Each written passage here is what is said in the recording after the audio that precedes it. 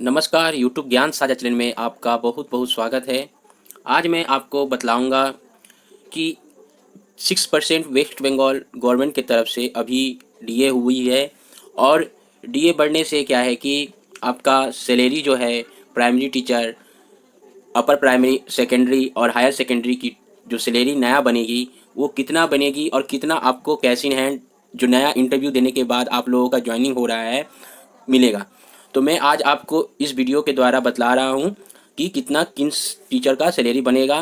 पहले मैं बात करता हूँ West Bengal assistant primary teacher salary के लिए, जिसमें आपका लेवल 9 रखा गया है। रूपा 2019 से एक पे स्ट्रक्चर बनाया है वेस्ट बंगाल गवर्नमेंट ने, आप देख सकते हैं, आप इसे डाउनलोड भी कर सकते हैं।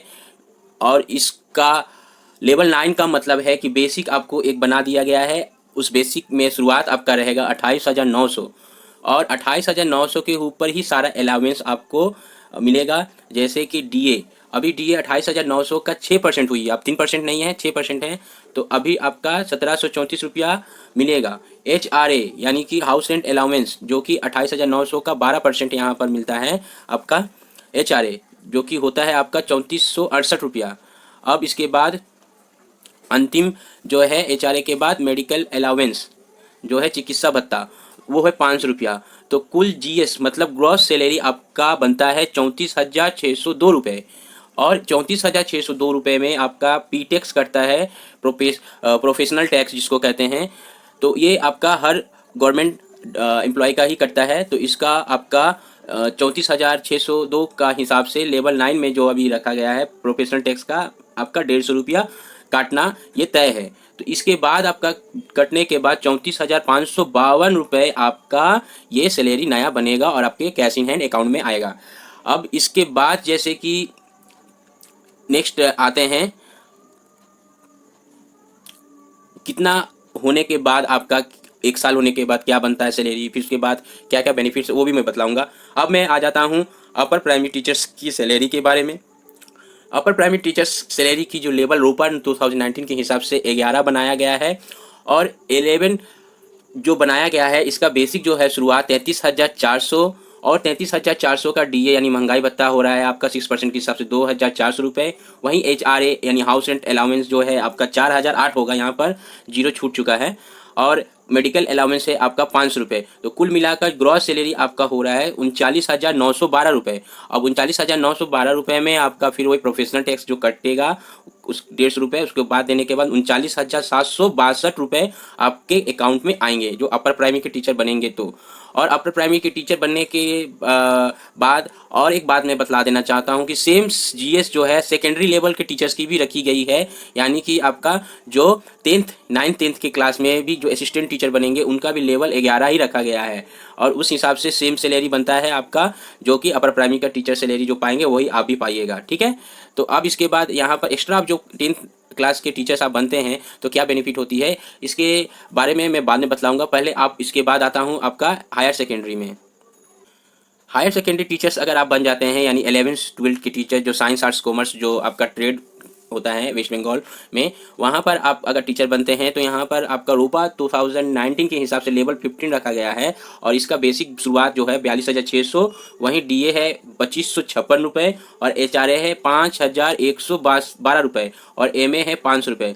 अब कुल मिलाकर इसका हो रहा है 50,768 रुपये। ये आपका ग्रॉस सैलरी बन रहा है। डीए जो कि आपका अभी 6% के हिसाब से 42,600 पर निकाला हूँ मैं, और एच आर ए भी जो है 12% अभी है 42,600 के ऊपर मैंने निकाला हूँ। ठीक है। तो 5,112 रुपये आ रहा है। तो इस तरह कुल आपका ग्रॉस सैलरी बन रहा है 5,000, माफ करिए 50,768 रुपये, जिसमें डिडक्शन आपका पी टैक्स हो रहा है यहाँ पर लेवल 15 के हिसाब से। आपका यहाँ पर प्रोफेशनल टैक्स बढ़ जाती है, और आपका प्रोफेशनल टैक्स 200 रुपये होती है, 50 रुपये बढ़कर 150 हो जाती है। 200 रुपये होने के बाद कट के आने के बाद आपका टोटल नेट सैलरी आपका कैश इन हैंड अकाउंट में 50,568 रुपये आएंगे। ठीक है। तो ये आपके मैंने बतलाया primary teacher, upper primary, secondary और हायर सेकेंडरी टीचर्स की सैलरी।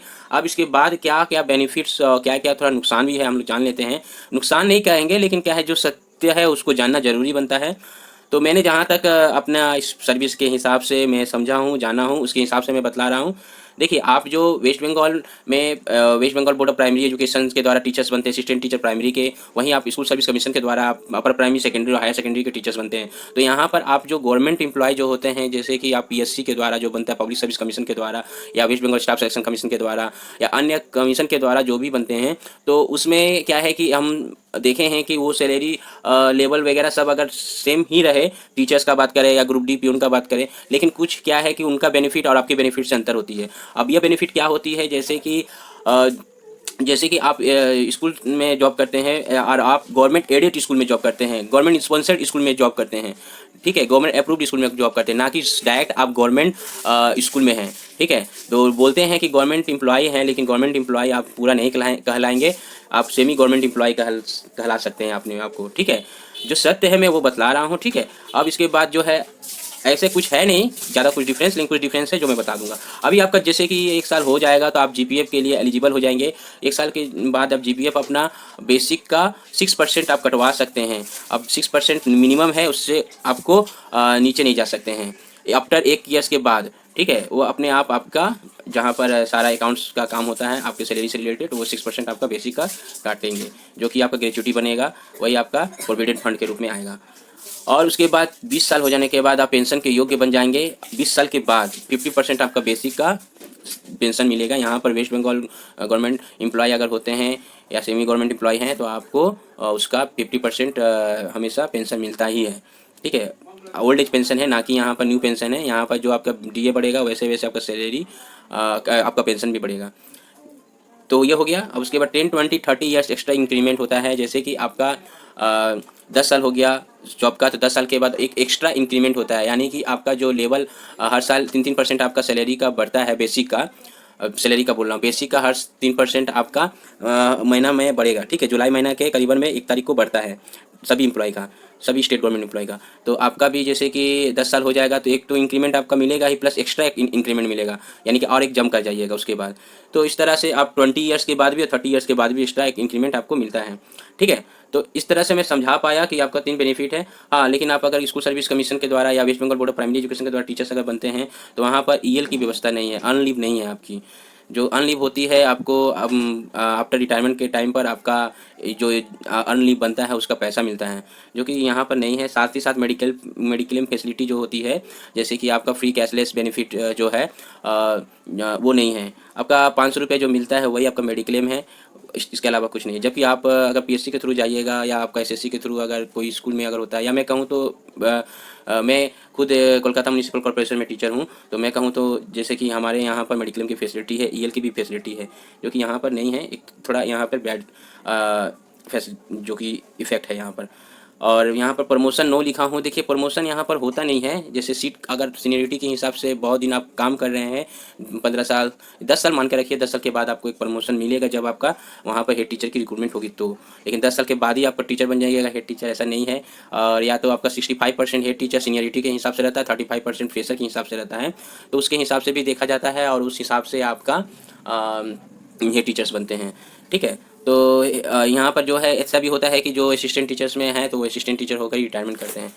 तो ये सब है। इसके साथ साथ आपकी ड्यूटी आवर्स इतना नहीं रहता है। आपका ड्यूटी आवर्स जो रहती है 4.5 घंटे की ड्यूटी आवर्स रहती है। वहीं सेकेंडरी हायर सेकेंडरी की बात करें तो 5.5 घंटे की ड्यूटी आवर्स होती है, ठीक है। और बाकी आपका जो भी मैंने सैलरी के संबंधित बता दिया हूँ। इसके अलावा अगर और भी कुछ जानना चाहते हैं तो कमेंट बॉक्स में लिख कर भेजिएगा, मैं उसका समाधान करने की कोशिश करूँगा।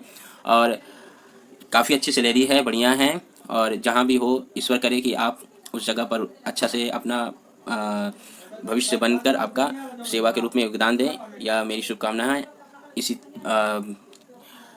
बात के साथ मैं आपके समक्ष वीडियो ये समाप्त कर रहा हूँ। वीडियो देखने के लिए, पूरा सुनने के लिए बहुत बहुत धन्यवाद। जय हिंद।